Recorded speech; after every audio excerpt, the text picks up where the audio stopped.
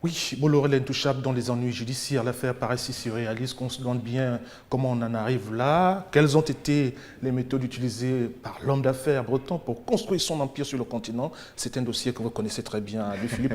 Lui, Luc Emayo, pour avoir contribué à quoi que ce soit là-dedans, mais en tant que journaliste. Alors, première chose à dire, c'est que effectivement, quand on rentre dans ce qui est communément appelé la France-Afrique, il est évident que le groupe Bolloré a une place plutôt de choix. Mais il n'est pas le seul.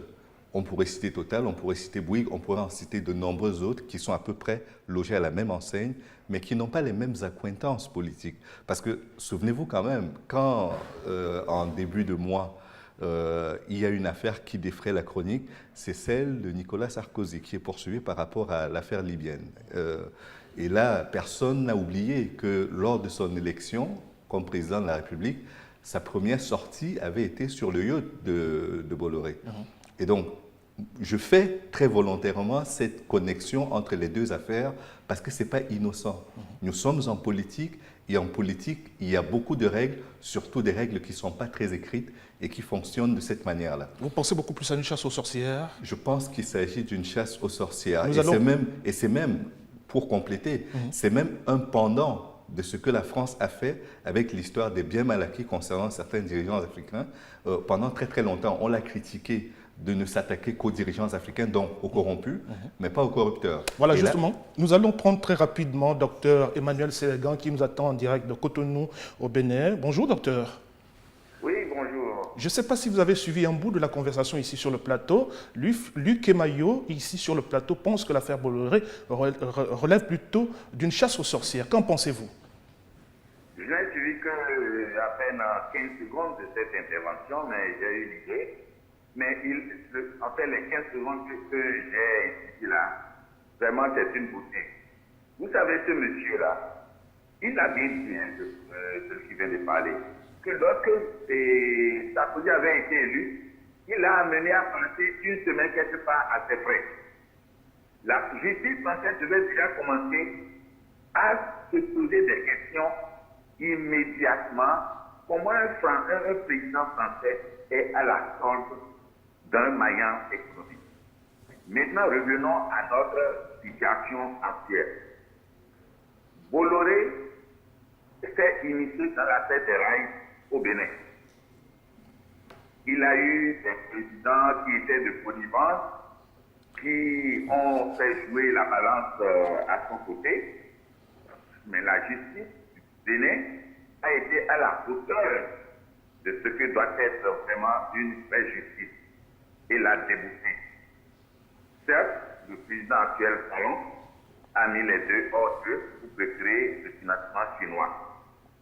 Ce qui n'est pas une mauvaise chose parce que la Chine déjà a au moins 60 milliards à investir en Afrique et peut-être avec un coût concessionnel meilleur. Revenons à l'affaire des ports. Je crois que la justice française est en train de faire beaucoup de prouesses pour l'Afrique. C'est parce qu'après la France-Afrique, c'est vraiment la justice française qui peut remettre les choses en ordre. Et je félicite la justice française et doit chercher à voir tous les contrats, pas seulement de ports, que ce soit port, que ce soit autre contrat, qui ont été de gré à gré en Afrique, qui ont impliqué des hommes d'affaires ou des institutions françaises. Tout ce qui est gré à gré, il faut qu'ils nous aident à mettre cela au clair. C'est votre premier niveau d'intervention, docteur, on reviendra vers vous. Alors comment, c'est toute la question aujourd'hui, comment la France a-t-elle laissé l'empire Bolloré prospérer sur le continent? On va revenir avec vous, Luc Emayo, tout à l'heure. Comment peut-on l'expliquer? Oui, bon, Ismaël, il faut déjà comprendre déjà le contexte justement de la privatisation d'un certain nombre de ports africains. Il faut se souvenir qu'il y a un moment donné, lorsque les économies africaines ont eu à affronter par exemple la dévaluation du franc CFA et avec les crises qui s'en sont suivies, les institutions de Bretton Woods avaient conseillé aux pays africains justement de privatiser leurs ports. Et c'est comme ça qu'un certain nombre de ports africains sont tombés, notamment dans les mains de Bolloré. Le cas par exemple du port de Vendo, ici proche de Libreville, avait été justement le cas du port de Vendo épatant justement de ces privatisations qui avaient été en réalité obligées par les institutions de Bretton Woods. Mais maintenant, après cela, il n'y a pas eu une sorte de service après-vente, c'est-à-dire de vérifier comment les contrats ont été passés justement entre ce mania et les ports africains. Et donc, cette affaire, j'ai envie de dire, tombe plutôt, j'ai envie de dire, bien dans un contexte où on parle de plus en plus de la fin de la France-Afrique. Mais il faudrait justement qu'on ne se limite pas à Vincent Bolloré, mais que cela concerne justement tous ces groupes français qui ont souvent eu des méthodes un peu, j'ai envie de dire, corruptives justement pour pouvoir avoir un certain nombre de marchés en Afrique notamment. Alors, Bolloré va-t-il se noyer dans les eaux des deux ports, comme se le demande mon confrère, le Palga du Burkina Faso? Voyez-vous, quelle issue entrevoyez-vous à cette affaire, à ce dossier? Déjà, ce qu'il faut dire, c'est que quand on traite Bolloré de milliardaire ou de mania, il faut se rappeler d'où il est parti. Très bien. Bolloré n'est pas né avec une cuillère en or dans la bouche. Naturellement, l'entreprise familiale intervenait dans le domaine du bois et du papier, mais au moment où il rachète l'entreprise familiale en 1981, il n'a que 29 ans. Il travaille à la banque de Rothschild et il décide de l'acquérir parce que l'entreprise allait tomber, elle ne valait plus rien. Elle était sur la voie de la liquidation judiciaire. Et donc c'est là qu'il la rachète et il la rachète à très peu de frais. Il en fait un grand empire qui aujourd'hui intervient sur le continent africain au-delà du domaine du bois. Il est même dans le transport à travers Bolloré Logistics. Il intervient aujourd'hui dans plusieurs domaines et même le transport du matériel militaire. Ça, c'est la première chose qu'il faut dire. Est-ce qu'il va se noyer? Je n'en sais pas grand-chose. Ce que je sais, c'est qu'il risque au moins d'avoir de très gros ennuis. La première chose, c'est qu'il a quitté le conseil d'administration, ce qui est déjà un signal très important. Il a passé la main à son fils. La deuxième chose, c'est qu'il s'est entouré pendant toutes les années où il allait à la conquête de l'Afrique de spécialistes qui ont fait leurs preuves dans toutes les administrations françaises. Qu'il s'agisse de la gendarmerie, de la police ou de la politique, il a recruté des personnes qui étaient vraiment à la hauteur des missions qu'il leur confiait. Et donc, à ce titre-là, je pense qu'il a dû prendre certaines précautions pour ne pas être attaqué. Maintenant, la deuxième dimension qu'il faut prendre, c'est celle des médias. N'oublions pas quand même que Bolloré est aussi à la tête de Canal et que de ce fait-là, quand certaines choses qui ne sont pas plaisantes sur lui sont diffusées, il s'arrange pour que, enfin, sont tournées, il s'arrange pour que ce ne soit pas diffusé. Je vous prends juste 2 ou 3 exemples. Prenez le documentaire qui a été diffusé sur la contestation au Togo, par exemple. Il a demandé qu'il n'y ait pas de rediffusion de ce documentaire. Il a été rediffusé et la personne qui était en charge de cette chaîne dans son groupe, Planel Plus, a sauté. La deuxième chose, c'est que, vu l'importance aujourd'hui qu'a Canal Plus sur le continent africain, on ne peut pas se permettre de l'attaquer n'importe comment. C'est quand même sa branche la plus lucrative parce que Canal en France perd des clients et continue d'en perdre. La troisième dimension, c'est que sur les affaires, je me souviens de cette affaire de déraillement de train entre Yaoundé et Douala qui avait fait une centaine de morts.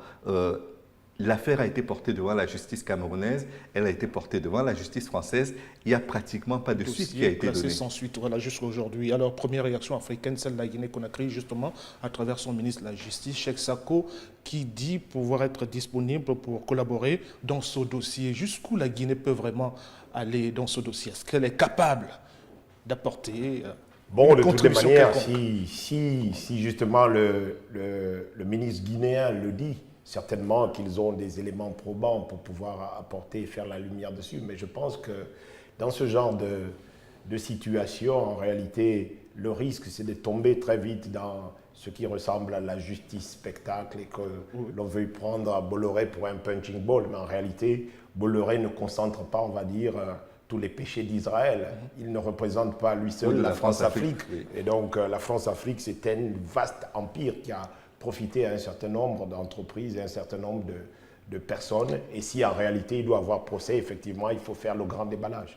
Voilà, on présente souvent la France-Afrique comme une véritable nébuleuse, vous l'avez dit. Je crois que nous avons encore le docteur Sénégan au téléphone. Docteur Sénégan, vous êtes toujours là?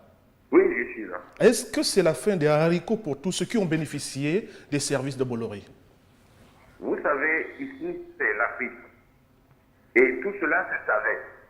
Qu'avant même, vous savez, on n'avait jamais expliqué les vraies racines du sous-développement.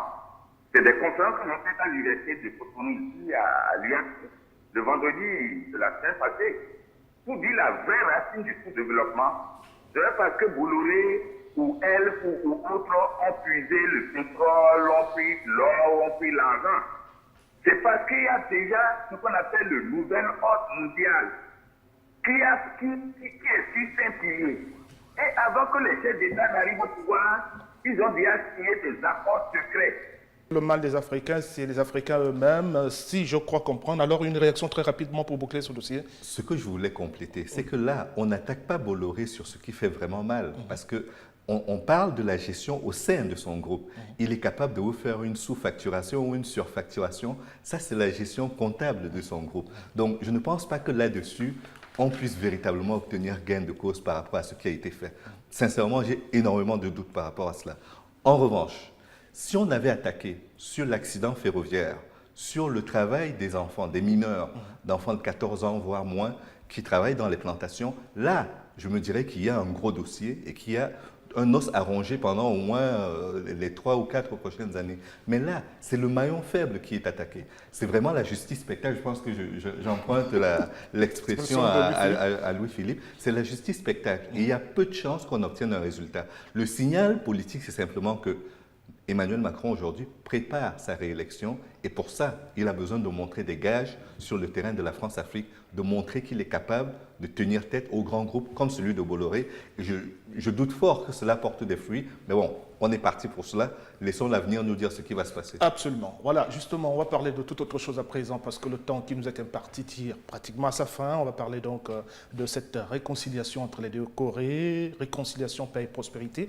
Le dirigeant nord-coréen Kim Jong-un et le président sud-coréen Moon Jae-in se sont rencontrés donc vendredi, un sommet historique qui est intervenu après des dizaines d'années de tensions entre les deux pays. Le rendez-vous a d'ailleurs eu lieu dans la zone démilitarisée divisant les deux Corées. Plus de détails dans ce reportage. Les dirigeants des deux Corées ont entamé ce vendredi un sommet historique après une poignée de main très symbolique sur la ligne de démarcation divisant la péninsule. Le leader nord-coréen Kim Jong-un, se voyant au seuil d'une histoire nouvelle, s'est dit submergé par l'émotion après avoir franchi la bordure de béton qui marque la frontière, devenant le premier dirigeant nord-coréen à fouler le sol sud-coréen depuis la guerre de Corée. Les deux parties ont décidé de continuer le travail de négociation pour une déclaration commune. Et s'il en ressort une déclaration, les deux dirigeants la signeront et feront une annonce conjointe. Je suis venu ici avec pour état d'esprit d'envoyer le signal de départ sur ce seuil d'une nouvelle ère pour la paix et la prospérité. L'arsenal atomique nord-coréen figure en bonne place au menu des échanges. Le président sud-coréen Moon Jae-in a espéré conclure un accord audacieux afin d'offrir un grand cadeau à l'ensemble du peuple coréen et aux gens qui veulent la paix. Ce sommet pourrait être le précurseur d'un face-à-face très attendu entre Kim Jong et le président américain Donald Trump. Alors, au-delà des mots et des intentions dévoilées, est-ce qu'il est possible d'envisager une péninsule coréenne non nucléaire, Louis-Philippe? Ismaël, je dois dire que je suis très étonné parce qu'en 2014 déjà, j'étais moi-même sur place à Panmunjom dans le cadre d'une grande rencontre avec des journalistes de 80 pays. C'était justement sur la dénucléarisation de cette péninsule. Et j'ai envie de dire que je n'y croyais pas trop parce qu'effectivement, j'avais l'impression que la question nucléaire dans cette péninsule était instrumentalisée à la fois par les Américains, par les Chinois et même par les Sud-Coréens eux-mêmes, parce que je me disais qu'ils avaient beaucoup à tirer d'un point de vue de la propagande en ce qui concerne justement cette péninsule coréenne. Mais avec un certain nombre de choses qui se sont accélérées, hein, il y a eu une accélération, on va dire, du côté sud-coréen notamment. On a eu le président Moon Jae-in, qui est en réalité un originaire de Corée du Nord, qui est arrivé à la tête du pays et qui avait déjà dit son ambition justement de tout faire pour revenir à la table de négociation. Mais il y a surtout l'intelligence du président nord-coréen qui a dû bomber les muscles pendant un moment pour se faire accepter à la table des négociations, mais pour avoir également un dialogue avec le président américain, ce qui lui a été souvent refusé pendant longtemps. Je pense qu'un certain nombre de choses se sont mises en place, voilà, pour pouvoir parvenir à cette dénucléarisation. Maintenant, il faudra définir c'est quoi la dénucléarisation. Est-ce que cela signifie simplement que la Corée du Nord arrête de faire ses essais nucléaires, arrête de poursuivre la recherche? Donc pour vous, c'est un projet sans contenu, sans réel contenu pour le moment? Non, non, non. En réalité, il y a un contenu, il y a une véritable volonté pour les acteurs, notamment sud-coréens, nord-coréens, d'y parvenir. Mais il faut dire que dans l'immédiat, j'ai envie de dire, Kim Jong-un veut d'abord faire tomber la tension sur lui, mais également normaliser les relations, notamment commerciales, avec ses voisins. Très bien. Il y a eu une pluie de réactions à l'issue de ce sommet historique. Beaucoup de quotidiens ont été mis une certaine réserve quant à l'absence d'un engagement ferme de Pyongyang pour pouvoir donc renoncer à son armement chimique. Est-ce que vous partagez cette crainte, cette réserve? Ce qu'il faut dans un premier temps dire, c'est que le club des pays atomiques, dotés de la puissance atomique, s'est élargi. Absolument. Il y a un nouveau venu qui est accueilli, c'est la Corée du Nord. La preuve, elle est capable aujourd'hui de discuter en tête-à-tête à la fois avec la Corée du Sud et les États-Unis. Et cela gêne-t-il? Ça montre simplement que l'embargo qui a été fait sur l'arme nucléaire par les puissances nucléaires à la fin de la Seconde Guerre mondiale, qu'il ne tient plus. Il a été violé à plusieurs reprises. L'Inde a eu la bombe atomique, le Pakistan l'a eu, et aujourd'hui nous avons la Corée du Nord qui est dotée de cette arme. Ça prouve simplement que la course vers l'armement ne s'est pas arrêtée. Contrairement à ce qu'on a cru à la chute du mur de Berlin, on n'est pas sorti de la course vers l'armement, on y est encore, et l'arrivée de Trump à la présidence des États-Unis renforce un peu ce climat de polarité qui n'est peut-être plus uniquement entre la Russie et les États-Unis, mais davantage entre la Russie, les États-Unis et aujourd'hui la Corée du Nord soutenue par la Chine. Donc c'est un nouvel ordre mondial qui est en train de s'écrire sous nos yeux. Voilà, comme le disait le docteur Sénégal, même si on peut ne pas être d'accord avec monsieur. C'est une chose. Alors on revient donc sur ce débat. La chute du mur de Berlin marquant l'unification de l'Allemagne est derrière nous. Quel a été son impact sur le processus d'unification de la Corée? Je pense que ça a valeur d'exemple parce que l'Allemagne de l'Est était beaucoup plus pauvre que l'Allemagne de l'Ouest. Et les mouvements qu'on en a vus à la frontière des deux Corées, ce sont les mêmes qu'on voyait à la frontière entre les deux Allemagnes. Là, on est en train d'aller vers la réunification et je pense que c'est de façon très sereine qu'on y va parce que l'Asie est en train de tourner véritablement la page de la colonisation et d'entrer de plein pied dans la page du développement à la fois régional, mais aussi des différents États. On parlait beaucoup des tigres, mais on ne voyait pas du côté de la Corée, et notamment de la Corée du Nord, ce qui était en train de monter. Les dragons. Les dragons, autant pour moi. Oui. Alors, Louis-Philippe Badinga, loin de moi l'intention de vous mettre en contradiction forcément. Est-ce qu'on peut imaginer les deux Corées aujourd'hui en train de constituer un seul et même pays encore? En fait, Ismaël, justement, lui le disait tout à l'heure, la question de l'arme atomique a souvent été instrumentalisée. Et donc vous comprenez que tout le monde n'a pas forcément intérêt à ce que la Corée du Nord et celle du Sud se réunissent, parce que dans l'état actuel, cette nouvelle Corée serait une puissance déjà militaire, dans un contexte où on va dire le Japon par exemple, qui depuis la Seconde Guerre mondiale a une sorte d'embargo sur son armée, donc qui est obligé de sous-traiter, on va dire, sa sécurité avec l'allié américain, n'a pas forcément intérêt de voir cette Corée-là naître. Donc vous comprenez aujourd'hui les réticences du Japon, justement, quand on voit ce rapprochement entre la Corée du Nord et du Sud. En même temps, cela modifie effectivement les rapports de force dans cette région où, en réalité, les grandes puissances voulaient continuer à tirer les ficelles. C'est pour ça que je parlais d'instrumentalisation justement de ce conflit. Mais il faut comprendre que les deux Corées ont su en fait déjouer, on va dire, les cartes, notamment des États-Unis. Et la chance, c'est qu'on a aux États-Unis un président qui n'est pas tellement dans la doctrine, il est plus dans le coup d'éclat. Aujourd'hui, il se félicite déjà d'être un peu l'artisan de cette paix, sans nécessairement toujours comprendre en réalité, j'ai envie de dire, les enjeux actuels justement dans ce dégel entre le Nord et le Sud. Je ne pense pas que cette crainte-là soit fondée, pour une raison très simple, c'est que les puissances qui disposent de l'arme atomique ont aujourd'hui presque une entente tacite comme les opérateurs de téléphonie mobile par rapport à leur prix qu'ils voient toujours à la hausse. Ils s'arrangent pour qu'il n'y ait pas de nouveaux venus dans le club. Mais une fois qu'on est dans le club, tout se passe plutôt bien. Il y a une entente cordiale pour que l'on ne se provoque pas, l'on n'appuie pas sur le bouton rouge beaucoup trop tôt, sans justification. Donc je pense qu'il n'y a pas de raison de croire qu'il y aura une inflation ou autre chose. Tout simplement, il y a eu une démonstration de force de laquelle la Corée du Nord est sortie gagnante. Et aujourd'hui, il y a un rapport de force qui doit se faire dans la dignité, un peu comme dans un combat de boxe où il faut de la noblesse. Je pense qu'ils en auront tous. Oui, bon, en réalité, la dénucléarisation est une question assez difficile parce qu'en réalité, tout comme la course à l'armement, la difficulté, c'est de savoir quelle est la capacité en réalité de réaction de l'acteur qui est en face. C'est pour cela aussi également qu'une bombe à l'arme, j'ai envie de dire une guerre à l'arme atomique n'aura plus lieu, je pense. Parce qu'en réalité, on a vu ce qui s'est passé avec le Japon. Hein. Hiroshima et Nagasaki. Hiroshima et Nagasaki, c'est humainement insoutenable.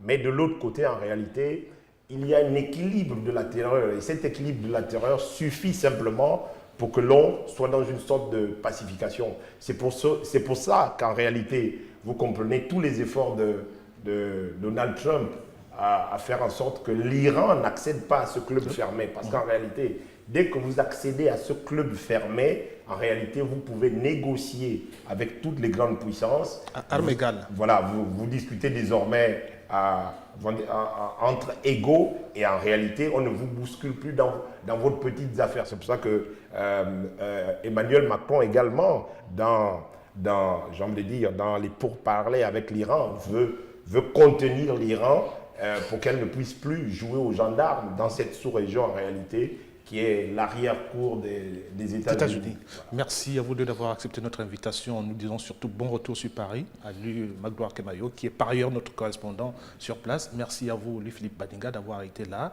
Madame, monsieur, on se retrouve très vite sur Gabon 24.